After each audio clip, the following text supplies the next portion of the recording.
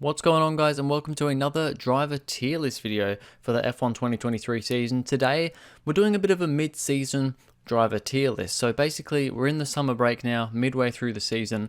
I'm going to be putting each driver into either S, A, B, C, D, E or F tier based on how I think they've done this season. Now, we're not really going to be looking at the kind of results of my tier list for each individual race this season and putting them in a kind of average place because of that. I was going to do that, but I don't think that's actually going to be the best reflection of how they've done. Just kind of thinking about where they sit in the standings and how they're doing this season. That's how I'm ranking these and rating these in the tiers.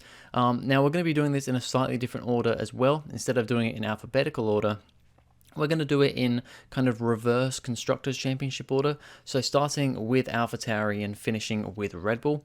So then I can kind of compare the teammates, straight away, like for like. So yeah, let's get started with this. We're going to start with Daniel Ricciardo because I've also done this in reverse Constructors, also in reverse where the drivers are in the Drivers' Championship as well. So Daniel Ricciardo is at the bottom of the championship, but he has only done 2 races. He's only raced in Hungary and Belgium. So yeah, I was almost not even going to bother putting Ricciardo in here, but I'm using the same tier list that I've been using for the race tier lists. So I thought I might as well put Ricciardo in here. Then I think I'm going to make a new tier list for the next half of the season, get rid of De Vries. So then it's just a little bit cleaner because you can't seem to be able to remove an image from these tier lists after you've already made it. So I have to make a whole brand new one and just not put De Vries in there, which is a bit annoying. But yeah, so Daniel Ricciardo, he's only done 2 races this season. It's kind of been a bit wishy-washy as how good he's been. I'm going to put him in C because I think he had which one did he have? I think he had a good sprint in Belgium, but the race wasn't very good because of his qualifying. And then Hungary was looking good, but he got the damage at the start. So very difficult to kind of judge where Ricciardo is. And only 2 races in, I think it's got to be a C for Ricciardo. He's just kind of straight average. I've got to see more of him throughout the second half of this season. Now, next up is, of course, Nick De Vries, who is no longer in Formula 1 for this season. He got replaced by Daniel Ricciardo in Hungary. And yeah, I think because of that and because he just didn't have the performances this season, I think an F is harsh. Yes, he has lost his seat, so maybe it does consider an F. Was it a little bit harsh on Red Bull AlphaTauri? Maybe a little bit, but he also wasn't putting the performances in. I think an E. I might shift that down to an F later on, because he did at least beat Tsunoda a couple of times in qualifying, but he never scored points, and yeah, just wasn't that great. So for now, I'm going to put him in E. That might go down to an F later. We'll see. Now, Yuki Tsunoda, on the other hand, he sits in P17 in the championship, 3 points to his name, and Tsunoda's been doing, I think, in what is quite clearly the worst car on the grid. We'll see how that progresses, further on into the season with how Daniel Ricciardo does, but I think we can fairly easily say that for the first half of the season, the AlphaTauri has been the worst car on the grid more times than not. I think Tsunoda's actually put in some really good performances here. He's really done very well to get that car where it was. He's had a couple of bad races, but only a couple. The rest of the time, he's been very consistent, very, very good for Tsunoda. I'm going to put Tsunoda in A. I think this has been a really good season so far. Just getting a few points out of it. I mean, the consistency, he's had P10s, P11s. First few races of the season, he had many P11s in a row. So, yeah, I think it's been a very strong season for Tsunoda. If he can keep that up next season, then I think he's looking good for potentially a better seat. Don't know about next season, but definitely opens up opportunities for the future. Zhou Guanyu next. He sits in P16 in the championship, 4 points to his name, only 1 point less than Bottas. Zhou's had an okay season. It's definitely nothing to write home about. Of course, he had the amazing qualifying in Hungary, P5 on the grid, but then had the issue and didn't end up scoring points, had a very bad race that time around. And all in all has been fairly non-existent, I think is the way to say it. So I think because of that, I think it's going to have to be a C for Zhou. He's doing about everything he needs to do. I mean, he's been beating Bottas. Bottas has started to come back in kind of the second half of the first half of the season. Had a pretty poor first half, but Bottas has started to come back again. Whereas, yeah, Zhou's been just doing pretty much what he needs to do. But I mean, I guess in the Alfa Romeo, there's not a whole lot you can do. But yeah, I think it's been okay for Zhou. I think a C is fairly good. And I'm going to go for a... Do I want to go for a C for Bottas, or do I want to go for a D? Because he has had some pretty stinkery races. I think he's got 1 point more than his teammate. He has put in some very good performances, Bottas. I did give him quite a few E's in a row earlier in the season, so I think because of that, I'm going to give him a D, because he has started to kind of come back a little bit, Bottas. But had a big old right in the middle kind of start of this season. Has started to come back again now, but is not beating his teammate anywhere near as kind of much as I thought he would. And to be honest, it's actually pretty even between them. So I think, I expect more from Valtteri Bottas. So I think a D is, I think that's fair. If not a D, I'd probably move him to a C and maybe move Zhou to a B. But I think that's about right, having one step between them. He's only 1 point ahead of Zhou. And when, you've got a car that is very unlikely to score points, yeah, it is fine margins between them. So, yeah, I think just considering how much I expect from Bottas compared to Zhou, I think I'm going to have to put him in a D. Now we've got Haas and Kevin Magnussen, who is sitting P18, 2 points in the standings. I'm going to have to give Magnussen a D.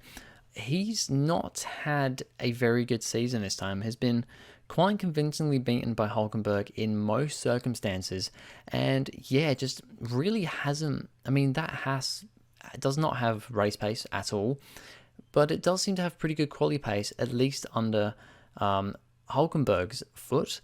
But Magnussen only made it to Q2 a couple of times. Hulkenberg's made it to Q3, sorry, the same amount of times as Perez, I'm pretty sure, which is crazy. So yeah, just not good from Magnussen. He really needs to step up for the second half of the season, because I think he's actually possibly the driver most at risk at not getting a seat next season, because his contract runs out at the end of this season. I think he might be the main one that's potentially not going to be here for losing his seat for next season.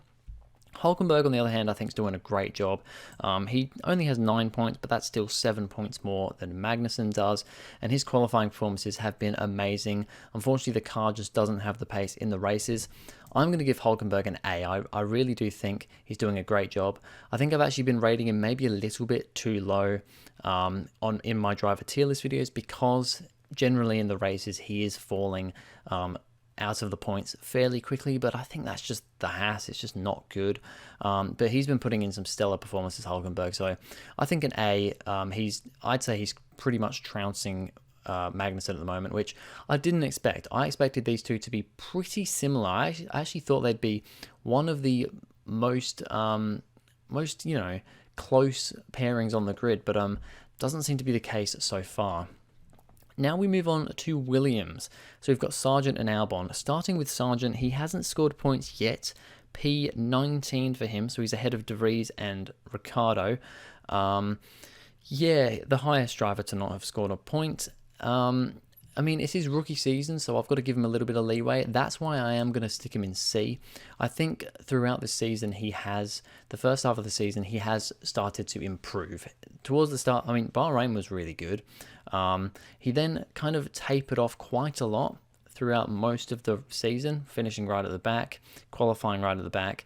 Towards the second half of the first half of the season, I should just call it like the second quarter of the season, shouldn't I? It's the second half we've had so far.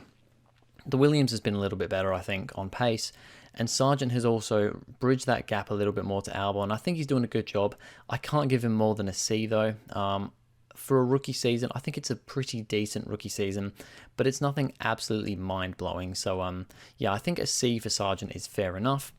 Alexander Albon, on the other hand, he is sitting P13 with 11 points in the standings. I think Albon's doing a brilliant job, apart from the mistake in, where was it? In Australia, wasn't it? Where he was looking to score points and actually had really good pace, but made a mistake, crashed the car. Apart from that, Albon has been amazing this season. He's honestly been one of my drivers of the season. I'm actually going to stick Albon in S because I really don't think he could be doing anything more in that Williams car. When the car is just about able to score points, he gets the points. He's had what? Has he had a P6 finish or was it a P7? He's had some really good points finishes. I mean, to have 11 points already in the Williams is great. Yes, it is a better car than it has been for the last few seasons, but he's doing such a good job. And yeah, maybe an S is a bit too high, but honestly, I think he's doing really, really good. So that is where I'm going to put Alexander Albon. To the two Alpines now, and this is where it gets a little bit difficult because the Alpines have had a bit of a weird season. Gasly sitting 12th in the standings, Ocon sitting 10th. There's a few points between them. What is that? About 13 points between them. Gasly's had quite a bit of unluckiness, I would say, this season. But his pace has been pretty good on the most part. But yeah, bit disappointing from Alpine this year. He did have the kind of sprint podium though. I think, you know, he's had a lot of unluckiness, let's be honest, this season. I'm going to put Gasly in B. First driver in B. I think he's done about all he can expect. Of course, it's his first year in the team up against Ocon. I expected these guys to be very close teammates, and they have been. I'm pretty sure they are 6 and 6 in qualifying, so completely dead even in quali head-to-head. And yeah, in the races, I think he's only 13 points behind Ocon. And I think a lot of that is, you know, not really down to his fault. So I think Gasly's been doing a good job. And to be honest, I'm going to put Ocon in B as well. I think not a lot separates the Alpine drivers. It seems like one of them has a good weekend, the other one doesn't. Or they both have a really bad weekend, i.e. Australia and was it Hungary where they both also had an issue? Well, yeah, they both crashed into each other, but not really either of their faults that happened. Yeah, they either seem to, one has a good weekend, one doesn't. Both have a bad weekend. They never seem to both have a good weekend. So I think a B is about right for both of those guys.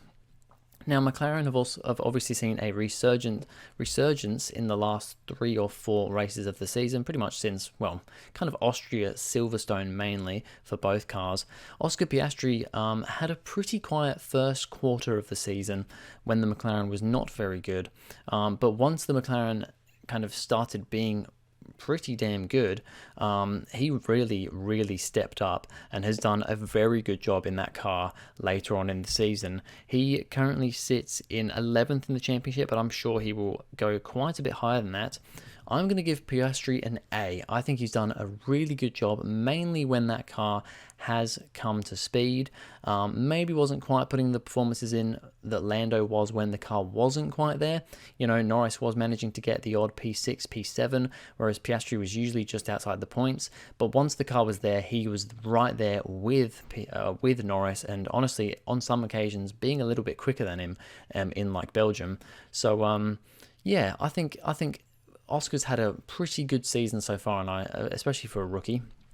Norris, I think I've got to put Norris in S. Yes, he's been beaten by, well, he's been beaten by a Piastri in quali a couple of times, and, you know, Piastri has really closed the gap quite considerably in this kind of second quarter, but Norris was scoring the points when the car wasn't there. He has had a couple of podiums already, and I think he's just been doing pretty much as he can do. So very good start to the season for Norris. Let's just hope that McLaren car keeps going and being as good as it has been.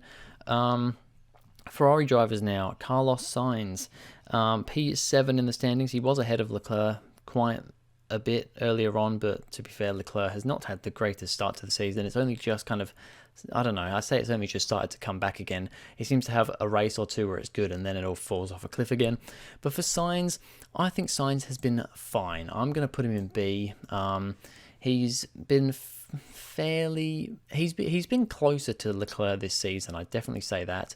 Still, I don't think quite has the pace of Leclerc, but he does have the consistency. So that's what's kind of keeping him in this. He is now a decent. He's not far behind. He's only what, 7 points behind Leclerc in the championship. 99 for Leclerc, 92 for Sainz. So he's pretty close there. So I think a B for Sainz. I think that's a pretty good showing. Leclerc is a difficult one. He's had 3 podiums this season, which I think is very good. Sainz hasn't had a podium. So I'm going to give Leclerc an A. I definitely think that Sainz has been the more consistent driver this season, but when Leclerc has been on top of it, he has brought out those performances. 3 podiums for Leclerc and none for Sainz just kind of shows that. And Leclerc has also had a couple more, mechanical failure issues as well. So, yeah, I think an A for Leclerc. He's definitely, I think it's mostly the car, but he's definitely got to kind of mature a little bit himself. But it is mostly the car and just Ferrari in general. On to Aston Martin now, who still sits third, who now sit third in the Constructors' Championship. Stroll's an interesting one. He's 9th in the championship. He's a considerable way behind his teammate. He's over 100 points behind his teammate. But Alonso is Alonso. So I'm still only going to give Stroll a C. I don't think I can go lower than that because he has had some pretty decent performances this season. He's just fairly considerably been trounced by his teammate who, let's remember, Alonso has how many podiums? 6 podiums this season. Stroll has none. So yeah, that is what that is. But then Alonso, he's kind of gone off a little bit in the kind of second quarter of the season, but I think that's also largely because the Aston Martin pace hasn't quite been there. But, considering the rest of the season, I think it's an S from Alonso.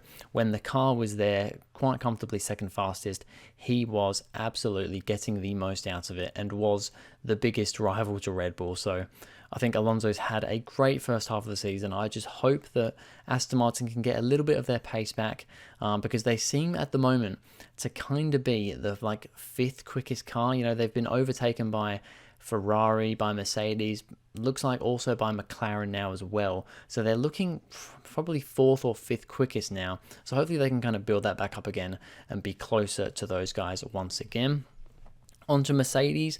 It's been an interesting season for Russell so far. Sits 6th in the championship, but quite a way behind, 49 points behind Hamilton. And I do think that Hamilton has had a much better season than Russell. I don't think it's been terrible from Russell. He's had a good couple of recovery drives, but definitely not what he should be doing compared to last season. I think it's still a B though. I don't think it's awful. A lot of people are saying that Russell has had a terrible season. I don't really agree with that. He's had a couple of pretty bad qualifyings, but I'm thinking Hungary, when qualifying wasn't really his fault at all, and he came through for P6 in the end. He had a great charge through the field at a track that's difficult to overtake. So he's got the moves there. He just doesn't quite have the pace of Hamilton on most occasions at the moment. And not quite the season that Russell would have wanted at the moment, but he's still got time, and I think he's doing an okay job. Hamilton, on the other hand, I think is doing a very good job. He's only 1 point behind Alonso in the championship. I don't think I can quite give him an S because he has had a couple more not great moments, Hamilton. I think I'm going to have to give him an A. That might be a little bit harsh, but I do think that he has had some races where he's just not really had the pace, even on his teammates. But most of the time he has been considerably quicker than George, and has had better races, has had a decent amount of podiums, 4 podiums for Hamilton this season so far, only 1 for Russell. So I think it's been good from Hamilton. I think he can, if Mercedes' pace continues, he can definitely take P3 from Alonso in the championship. But I think it's going all right for him so far. Sergio Perez, a very interesting one. He is, of course, 2nd in the championship. He's about 40 points actually, ahead of Alonso in the championship. But he's way behind his teammate. I don't even want to count how many that is. It's many.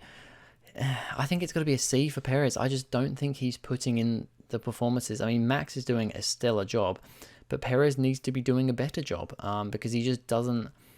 I mean, I don't expect him to be beating Max, but I expect him to be a lot closer. So, yeah, the fact that he was leading in Belgium, Verstappen started, what was it, P6, P7, and Verstappen in the end still beat him by over a pit stop.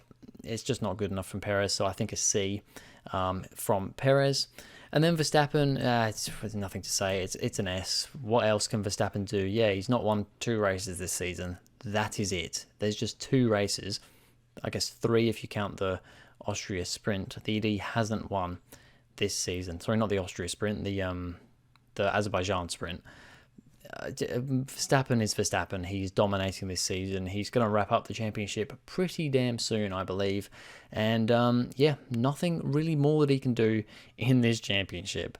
So there we go. That is my driver rankings for the first half of the 2023 F1 season. Let me know how you feel about these rankings. There's definitely a couple there that I'm not 100% sure. Maybe they could move up or down a spot. Putting De Vries in E and not F. Some people might say you should put him in F because he lost his seat. But, you know, I think it was a little bit harsh that he lost his seat. But at the same time, I do think he did a pretty poor job and has been the worst driver on the grid this year. But, yeah, that is it for this video, guys. Thank you very much for watching. If you enjoyed, please go ahead, like and subscribe. And I'll see you guys in the next video.